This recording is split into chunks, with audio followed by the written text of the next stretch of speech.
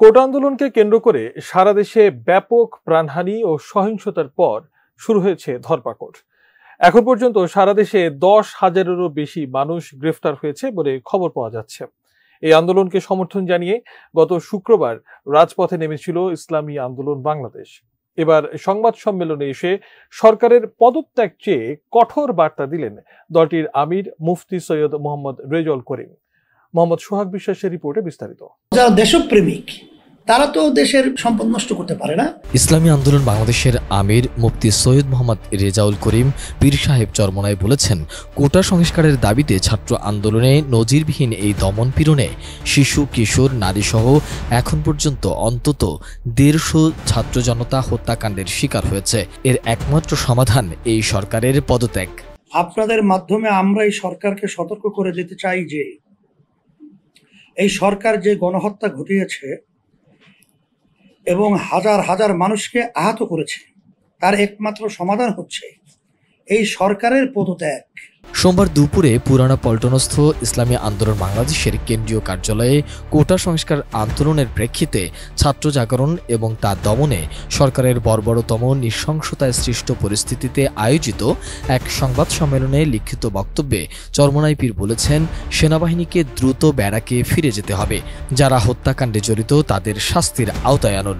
সেনাবাহিনীকে দ্রুতই ব্যারাকে ফিরিয়ে নিন। হত্যাকাণ্ডে যারা সরাসরি জড়িত তাদেরকে চিহ্নিত করে দৃষ্টান্তমূলক শাস্তির ব্যবস্থা করুন। সরকার পতন আন্দোলনে চরমনাই অন্যান্য রাজনৈতিক দলের সাথে একমত বলেও সংবাদ সম্মেলনে উল্লেখ করেন তিনি।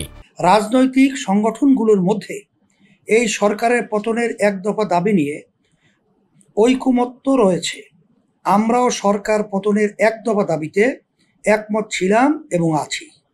এই জনবিচ্ছিন্ন ব্যর্থ সরকারকে পদত্যাগে বাধ্য করার লক্ষ্যে দেশের সকল রাজনৈতিক দল, বুদ্ধিজীবী ও পেশাজীবী সংগঠন সহ দলমত নির্বিশেষে সর্বস্তরের দেশপ্রেমিক জনগণকে একতা করে তোলার আহ্বান করছি। এই ছাত্র আন্দোলনে বিদেশিদের সমর্থন ও মানবাধিকার সংগঠনগুলো পাশে দাঁড়িয়েছে উল্লেখ করে চরমনাই পীর বলেন, এই ছাত্র আন্দোলনে জাতিসংঘ, আন্তর্জাতিক মানবাধিকার সংস্থা ও বিদেশি অনেক বিবেকবান মানুষ ও মিডিয়া সমর্থন জানিয়েছেন, গণহত্যায় উদ্বেগ জানিয়েছেন, বিবৃতি দিয়েছেন, গণহত্যা বন্ধে আহ্বান জানিয়েছেন।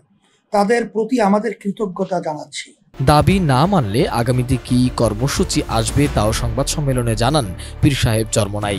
এই অন্যায় প্রতিবাদে রাজনৈতিকভাবে ব্যানারে আমরা কিন্তু প্রতিবাদ করেছি এবং বিশেষ করে বিভিন্ন রাজনৈতিক দলের সাথে পরামর্শের মাধ্যমে এই অন্যায় প্রতিবাদে আমরা একত্রিত হয়ে দেশ রক্ষার জন্যে, আমরা মানবতা রক্ষার জন্যে আমরা কাজ করার আহ্বান জানিয়েছি।